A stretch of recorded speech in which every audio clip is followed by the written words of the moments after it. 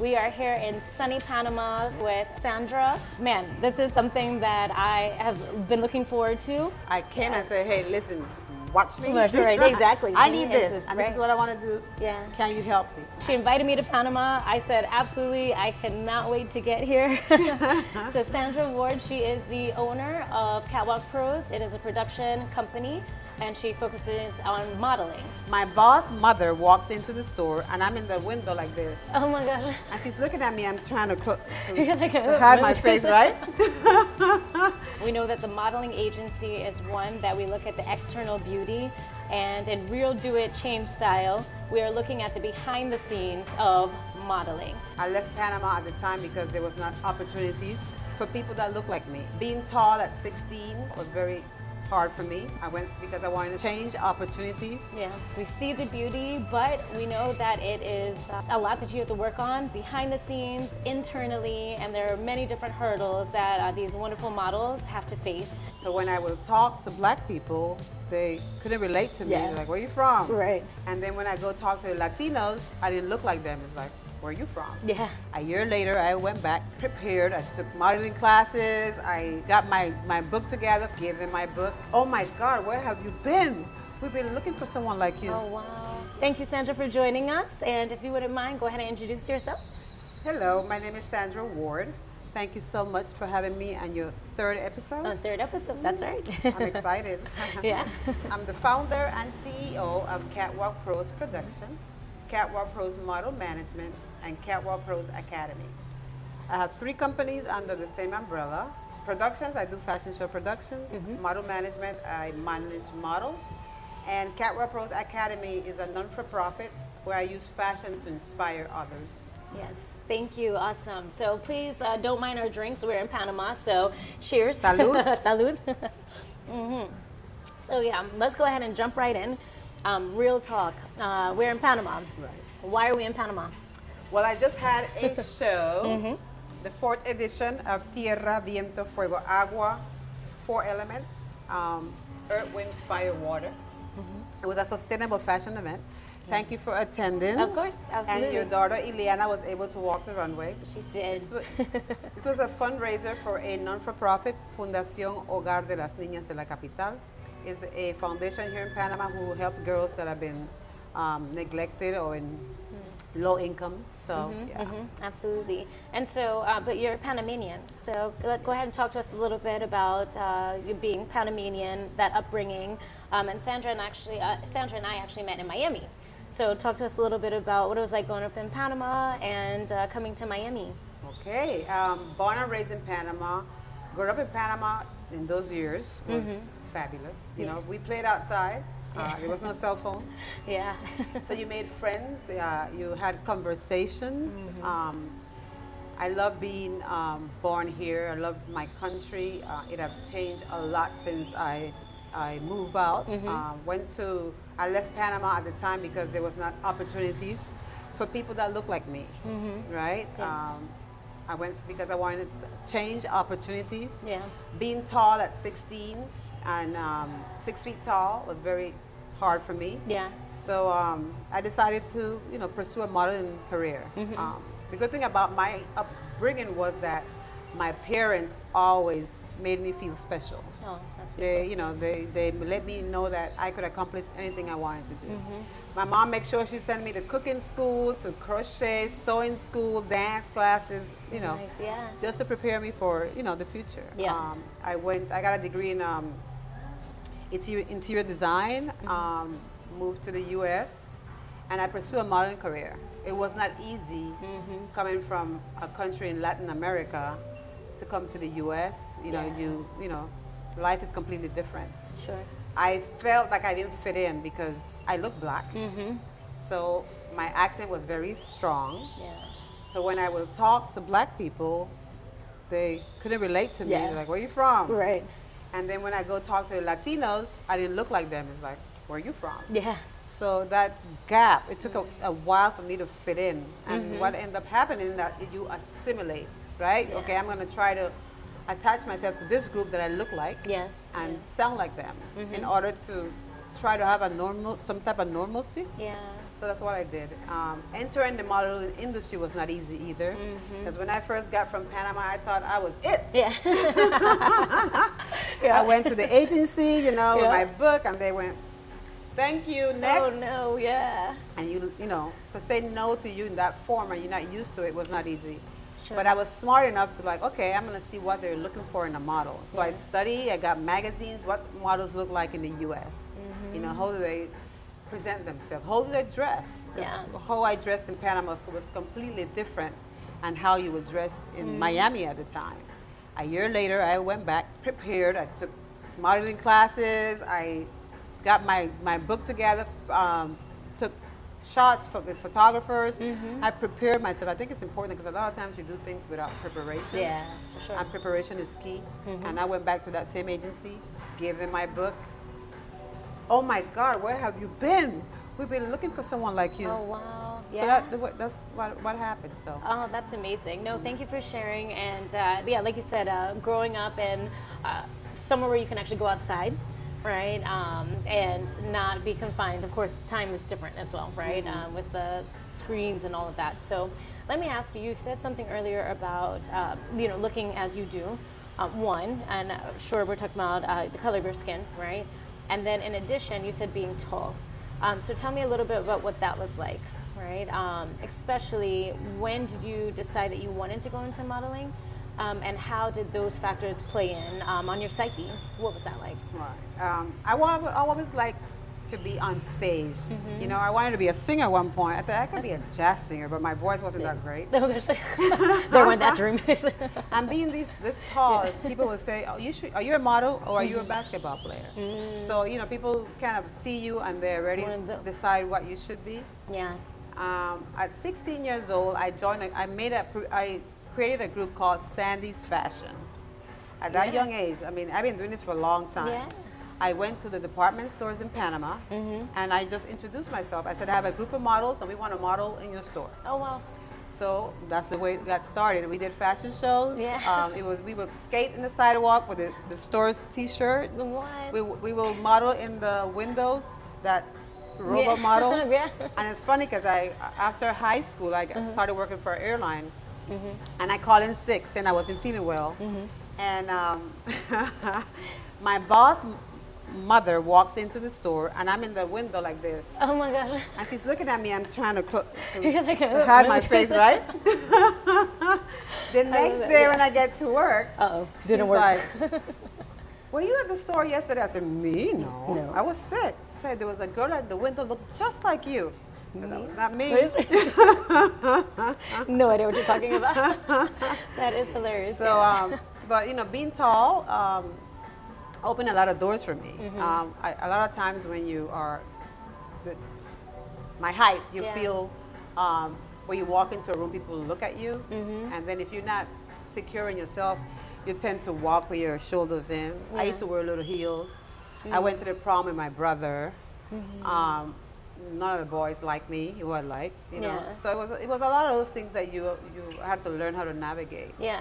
And self-esteem is one of those things, right? But I always had a very high self-esteem on myself. You know what? They don't like me. That's okay. Yeah. The funny thing about all that is that when I came back to Panama, the girls that the guys like, compared to the way I look, they were like, oh. Sandra Ward? Right. Look at you. Yeah. Even now, you know, because, you know, being in the industry, you know how to take care of yourself. Of course, You know how to handle yourself. It's different, right? Yeah. But then, you know, I was just tall and skinny and lanky. They called me octopus. They called me giraffe. You know, anything you think of, they will call me. So it was hard. It was very hard, yeah. So let me ask you, again, the outside, people judging you, giraffe or octopus or you basketball player or model, but your self-esteem was high. So what did that look like behind the scenes for you? Did people utilize affirmations, right? Or like you said, your parents were huge in that support. So what was it that you really honed into that grounded you and you were able to shut out the noise? That's a good question. I think what it is, I think I always been a teacher, and when I started modeling, I taught a lot of girls how to walk. Yeah. You know, so that was one of the things that I did. I always had I played basketball too, so I always liked the challenge of anything that I could fit in. Yeah. But I think the main thing was my parents, and I had four older brothers. Yeah. So I had to keep up. Yeah. I was a tomboy. Yeah. So I was never afraid of much, you know. So I think it had to do with my upbringing most definitely. Sure, absolutely.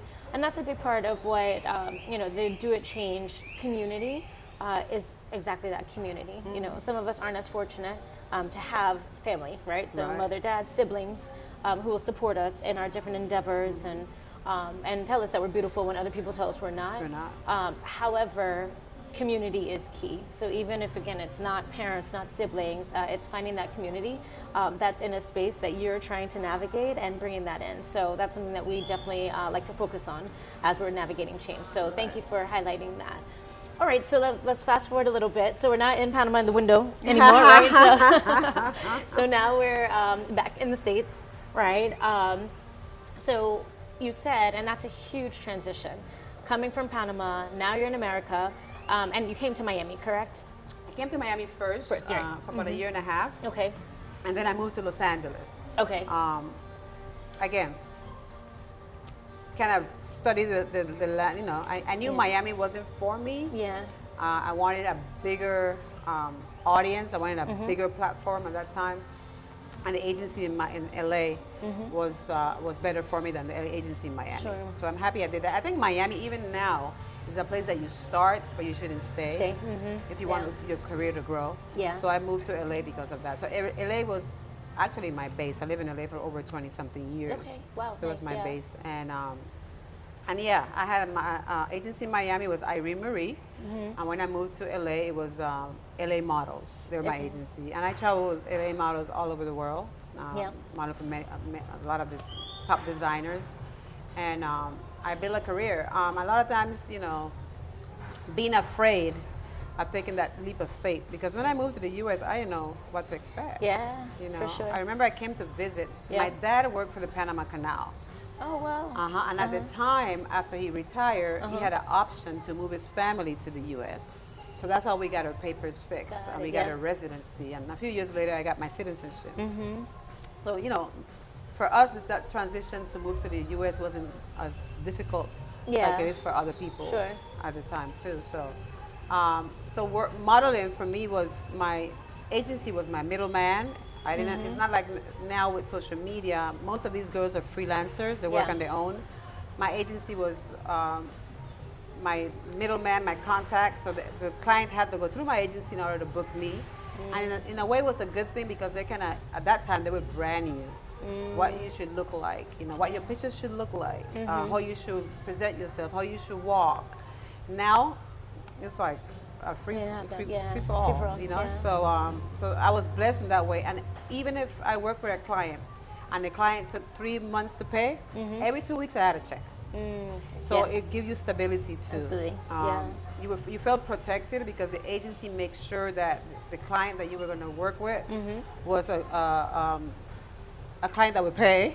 So they did the homework, you know. Good. See what type of client you were working with. So I'm happy that I did modeling in the time that I did. Yeah, for sure. So, which is interesting, right? So let's talk a little bit about, you said that they'll tell you kind of how to look, you know, essentially they had an image. Right. From your perspective, did you fit into that image? And if you did, how did that benefit you, right? And if you didn't, how did you overcome that? Well, I remember when I got to the agency in LA, at that time they used to, the roster wasn't that big in the runway department because I did runway. I always like to be on stage. Okay, nice. Mostly more so than print or anything else. And what happened with that was that they said, there's another girl that looks like you. And the shows that we do, we like the girls to walk together. So that's one of the reasons why I got with the agency, because someone looked like me, so they pair us together. Okay, So that was the way kind of eased you in. Eased me in, yeah. Okay, awesome. It was different from Miami. Miami was, we didn't like you first, then where have you been? No, we like you because I changed my look. It's again assimilation, trying to look Yeah. like what they're looking for. Yep. And that's what it is. I mean, if you think about all the artists that are out there, singers in particular, most of them, there's an image created for them. Right. It's a branding. Yeah. It's a brand. You know, Yeah. you don't necessarily are that person, but they create they create that image. Correct. Because that's the image that's gonna sell. You Yeah. know, just like all these shows that are competition shows that these singers they win. Yep. And then you see them completely different after the show is over. Yeah. Like, is that the Is same that person? Right. Correct. Yeah. Because they have to create a brand. You know Sure. what people are looking for, what people like. You know what is their who their target audience is. Same thing with modeling. You know, it's what they're looking for. You know. Yeah. So no, you said something so deep there, right? Your brand isn't necessarily who you are. Exactly. So I really want to dive in deep there. And what does that mean for you? So we see Sandra Ward, all right, on stage.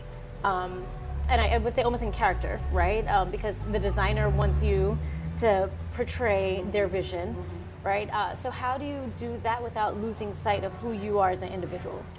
I think it's like any other thing. If you're an actor, you know, you're playing a role. Yeah. So it's like role playing, you know.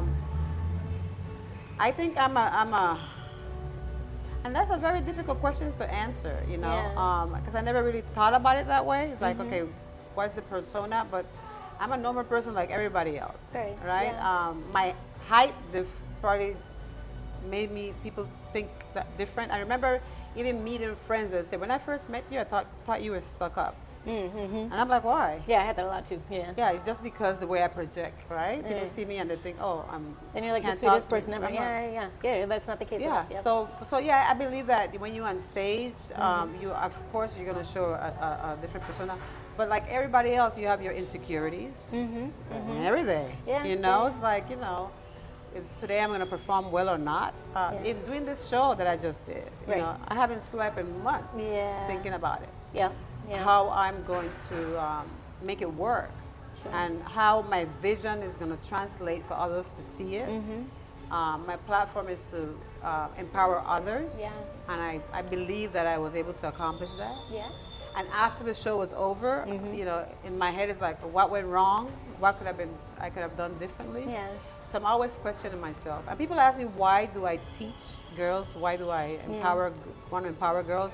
I never had kids. I've never been pregnant. You know, I had fibroids. We talked about We were that talking about it, earlier. yeah. Yes, You know, the fibroids that I had attached to my fallopian tubes. Yep. So I was unable to get pregnant. Yeah. I tried in vitro. It didn't work. Yeah. I don't have kids. For me, at first, it was very hard to come to that realization that I could not be a mother because I wanted to have kids. I wanted to have that joy of going to my daughter or son graduation or their first ballet dance, you know, or I would never know what it feels like to be a grandmother or taking my child to prom or even planning the wedding. I never know what it feels like. And the other thing is, like, when I go to parties like Christmas or Thanksgiving at friends' homes and you see that different generation, you see the grandmother, the mother, the grandkid, I will sit there, I'm like, I'll never know what that feels like. I will never know what it feels to love a child, you know? So, so yeah. So you channeled that. Yeah. That's the reason why I teach. That's the reason why I like to be around young people. That's the reason why I want to inspire them. Because I believe if I make a change in one of their lives, then my job is done. Absolutely. You know, I have many kids. Many kids, yeah. They might not be mine by birth. Yeah, right, exactly, correct. But no, I mean, they absolutely are yours, right? They're mine. And I would say, even in the show, and we could talk about that, again, Sandra's vision, and thank you for sharing that, right? Because now it really gives me a full circle of who you are and why you do so much, right? Or I guess one of the contributing factors. In the show, and go ahead if you want to explain a little bit about the various models that you had. Well, not artists too, because we actually had, and that's what I was thinking, the singers, right? So Sandra provides a platform across, and you'll hear, she'll explain, right? Because people need opportunities. And so I also love how it's not a mold, and to me, that's channeled through you, right? Because again, I understand the difficulties that you were just expressing about motherhood, and so you had to adjust your thinking, right?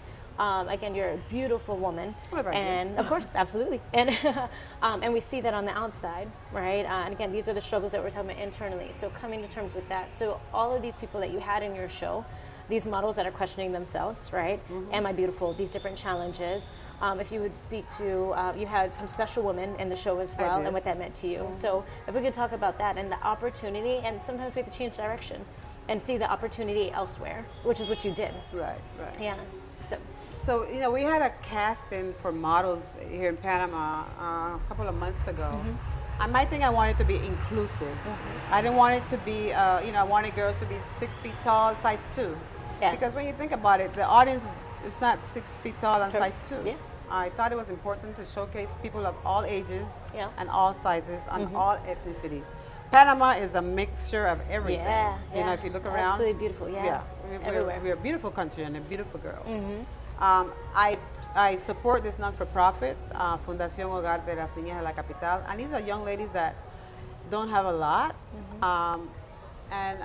this home helped them prepare them for the future, because they're there from, I think, age 8 or 9 until they're 18, and they age out of that age.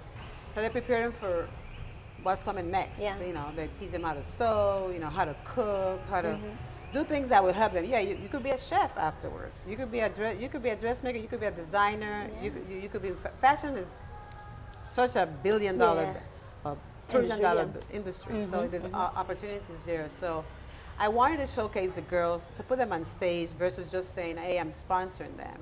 And the dresses they wore, they made it themselves out of that's amazing. scraps of fabric, and they made the dresses themselves. Wow. They were so empowered that night. They got their makeup done. They felt beautiful. They felt seen. I came in October, and when we met them for the first time, and they gave us a list of the things that they wanted for Christmas. And Marie and I came back, and we brought their gifts for Christmas. Wow. And when I came back the month later, they wrote thank you cards made by hand, saying they were thankful for the gifts that we gave them. I believe the fact that I never have kids, that's the reason why I'm so drawn to these organizations to give back. We also had women that are incarcerated. I wanted to showcase that even though you are in that situation, that's not where your life is going to end, that you have those opportunities to do better. That's amazing, So my event was supported by the Ministry of Culture here in Panama, and I reached out to the First Lady's office, and I said, you know what, I'm interested. I know that they're very involved in the women that are incarcerated, and I would love to do something with them. I mentioned the fashion show, and I would like to showcase them. They sent me a video of 30 women that was so excited to be in my show, but I couldn't showcase 30 of them.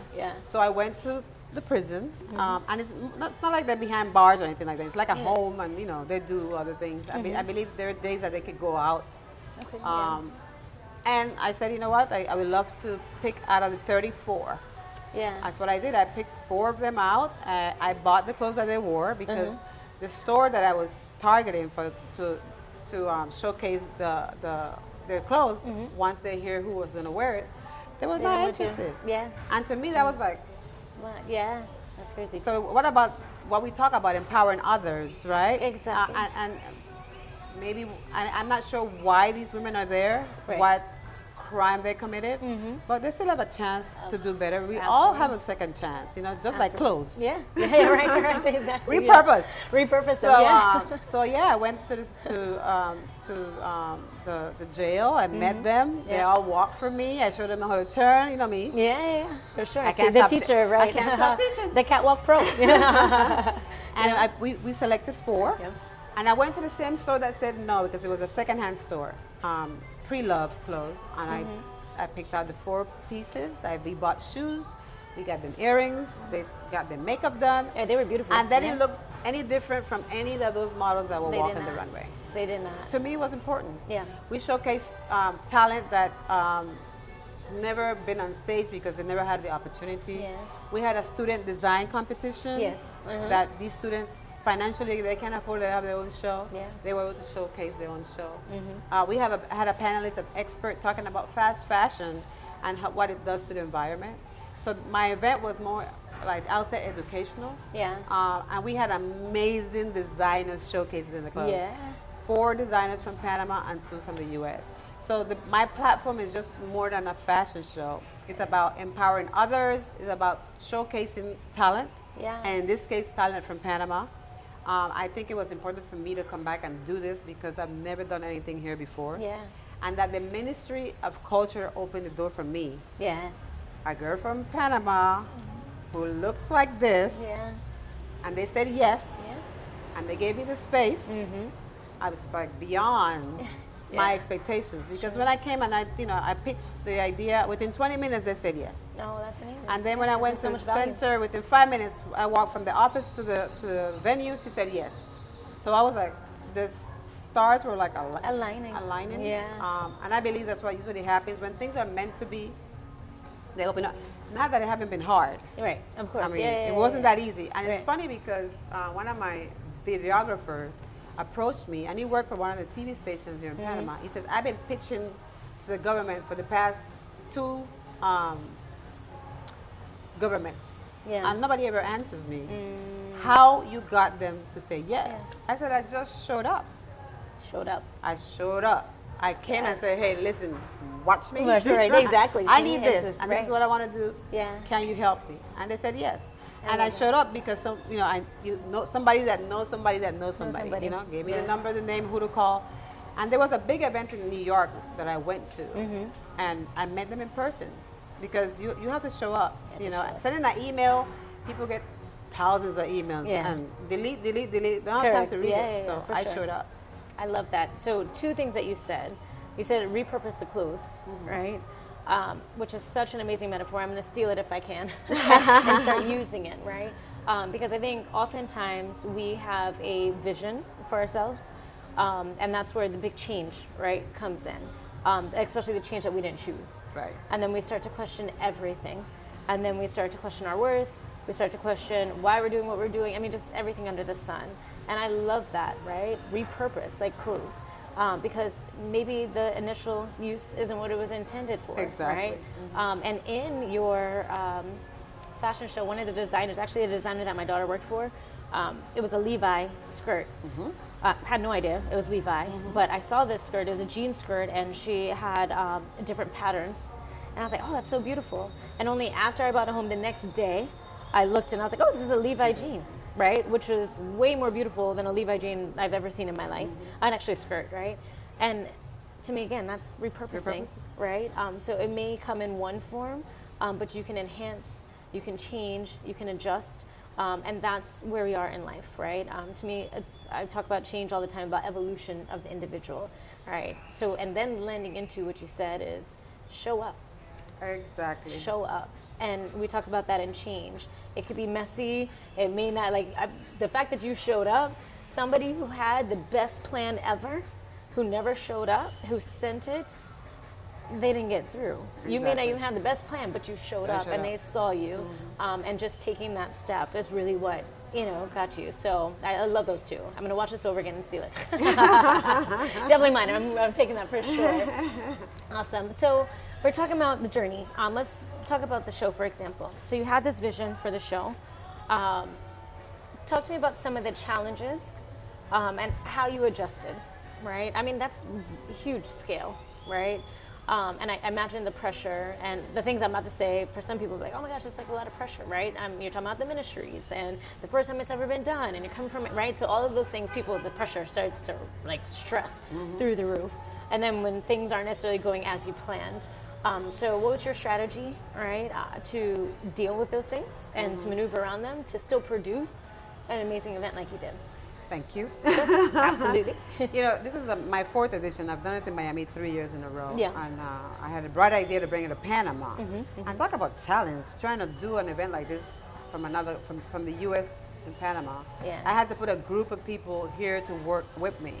People have done events, done logistics and all that, but they've never done a fashion show. Yeah.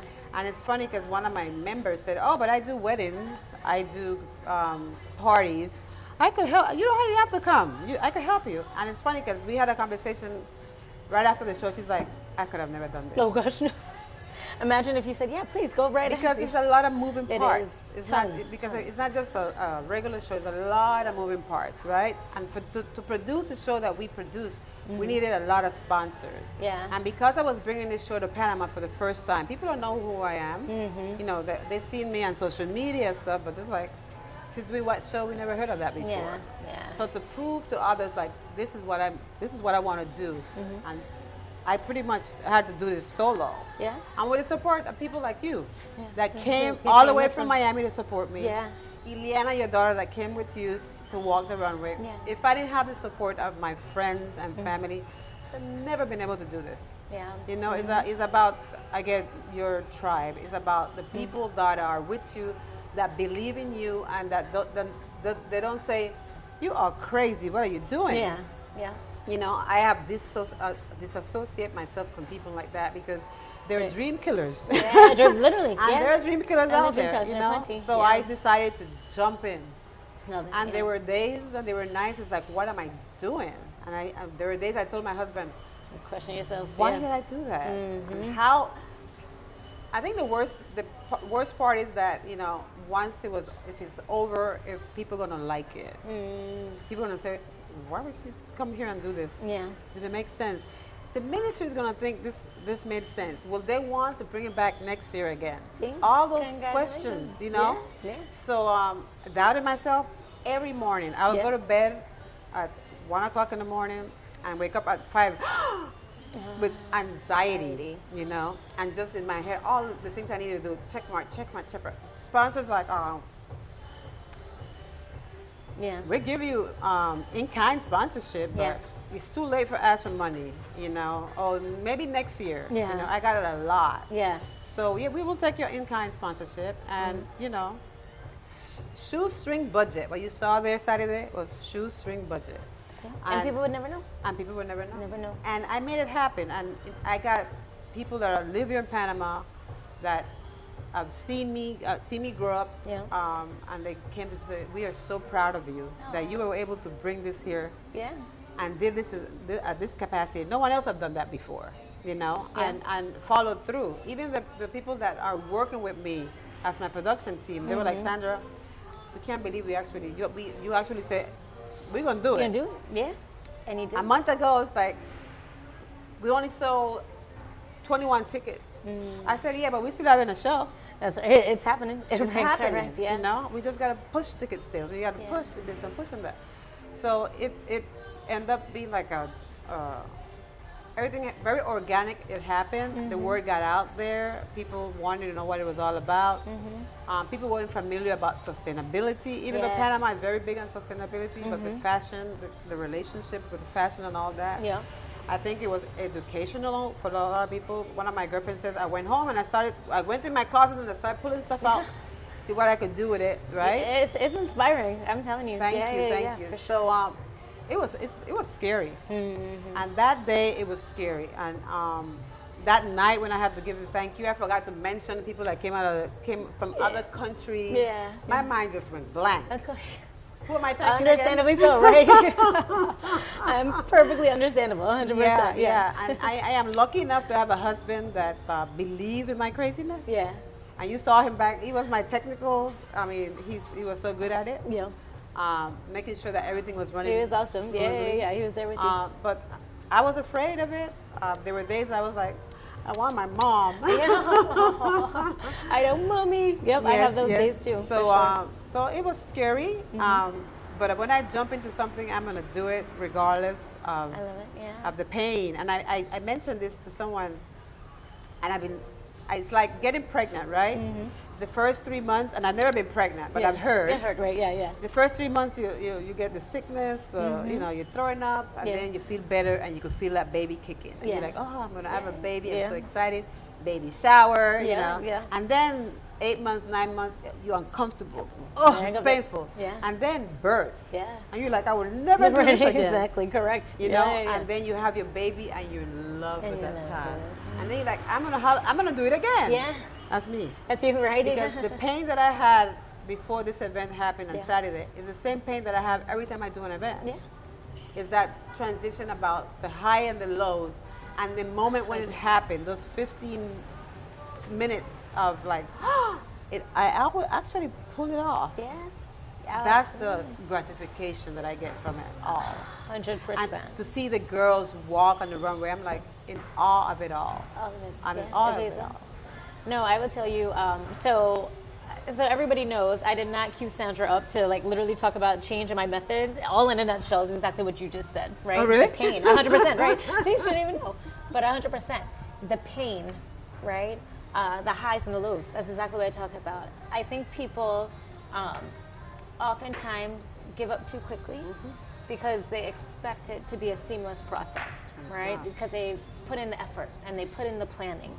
It doesn't matter how much planning you do. You know, we spoke about this. It doesn't matter how much planning you do, how much effort you put in, something is going to go wrong. Right.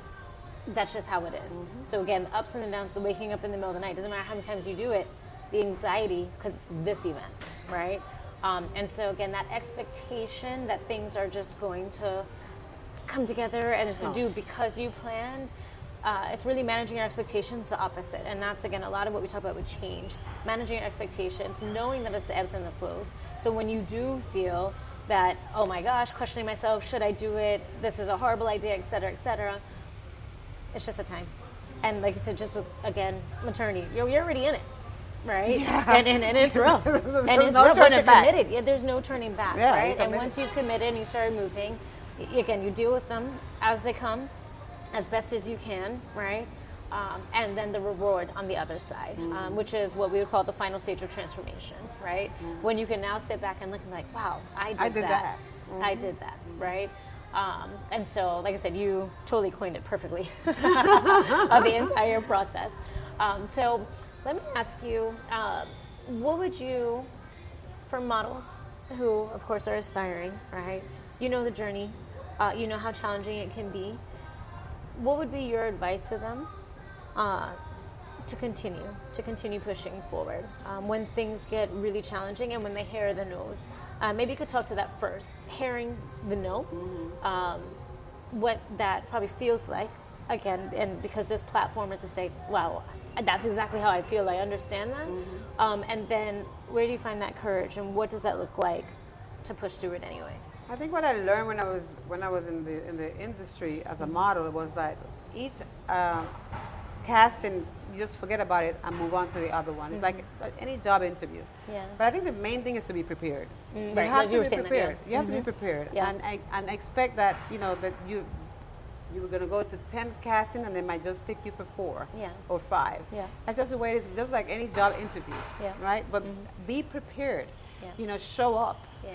with what they ask for, with your book ready, with your dress appropriately. Correct, You just have to be prepared.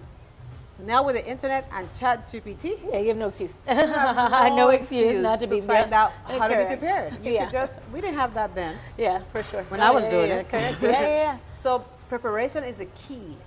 Test with photographers. Make sure that the people that you're working with are legit. Yeah. Because anybody could be anybody on social media, and that's the scary part. You're not sure who you're talking don't know to. who you're talking to.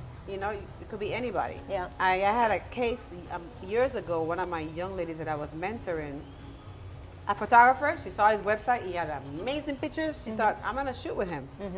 She went to his studio at night without telling me. It ended up being his apartment, and he had her in there for hours. She called me the next day crying, telling me what happened. I said, were you raped? She said, no, I was not raped, but he touched me inappropriately. I said, let's go to the police station. Yeah. We went to the police station, talk about, did a report. Yeah.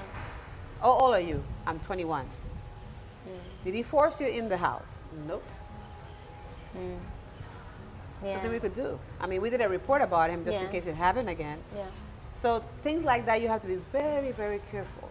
These girls go on trips without knowing who's paying for the ticket. Yeah. They get to another country, human trafficking. And human trafficking could be happening right next door to your house and you don't wouldn't even know. Human trafficking doesn't mean they take you to another country. Human trafficking is that you are someone, you could be illegal. Yeah. So they're like, you're going to work for me for free. And if not, I'll call ICE for them to send you back home. Right. And that person still doesn't work for you. That's human trafficking. No, but taking necessarily, it doesn't have to be sex trafficking either. Correct, yeah. It's having somebody working for you under circumstances that they don't want to be in. Sure, against their will, yeah. Against the will, you know.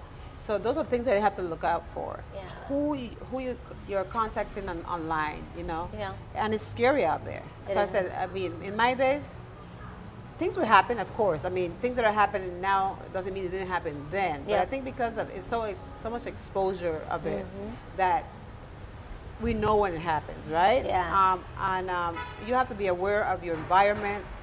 If you go to a casting that you're not familiar, don't go alone. Yeah, exactly. Go with somebody else. Correct, yes. Or make Absolutely. people know who you're going with. Correct. Even if you're going to a date, make sure There's just that somebody the you first know. time you're dating this person, people look amazing the first time you met them. 2-3 times you meet them, they're the perfect person, and then you look around, Totally different. totally different person. Yeah. So just be aware of your surroundings, be aware of, and figure out what you want to do. Modeling you could be a hand model, you could be a shoe model, you could be a makeup model, you could be a runway model, you could do print. There's so many options out there. Absolutely. And now that it's so much inclusivity, you don't have to be like me. You don't have to be 6 feet tall and size 4 or size 2. Yeah. Options. The sky's the limit. You know, Absolutely. you just got to make sure that you are who's your target audience. You know, Oh, that's key. that is key. Right? Who's your target audience? So, and part of, again, when the whole framework, which is, you know, why we have the book here and why we do this, the discovery phase, that's figuring out in the modeling space, who am I trying to target, right? Who do I want to be? Of course, setting boundaries and standards for yourself and establishing that, and not just necessarily going, I know you were talking about being adaptable, right, in the industry, of course, but you had a foundation, and you were solid in that foundation, and you were able to adapt accordingly, not necessarily just become what other people wanted you to be, right? But of course, we have to ensure that we take the time to figure that out, again, which is the discovery, right? And ownership, determine how you're going to move forward, right? And decide, I am going to show up. I'm not going to fold under pressure, right? Yes, it's difficult, it's challenging, all that good stuff, but I'm going to show up. And so, no, I love that completely. All right, so I think we are running out of time. That was such a good note, right? Because some of what you just said about human trafficking, about putting yourself in situations, right? And I'm not saying putting yourself in a blaming kind of way, right? I would say more so finding yourself in situations, right? That's all very real, you know? And for some of us, it's like, oh no, that can't, you know, it doesn't happen that way. It does. It does. So I'm so happy that you brought that to light. And a lot of times we're afraid to say no. Right. Yeah. As women, Yep. we're afraid to say no. Absolutely. And it's okay to say no. It's okay I don't to want to say do that. Yep. I don't feel comfortable doing that. Absolutely. Yeah. Can you take your shirt down a little? No. No. Right. I don't want to do it. It's okay. It's okay to say no. Absolutely. You know? Yeah. No, I think that's such a perfect note. Again, we are in Panama. It's and raining. it is raining, and we have been blessed with our beautiful location here.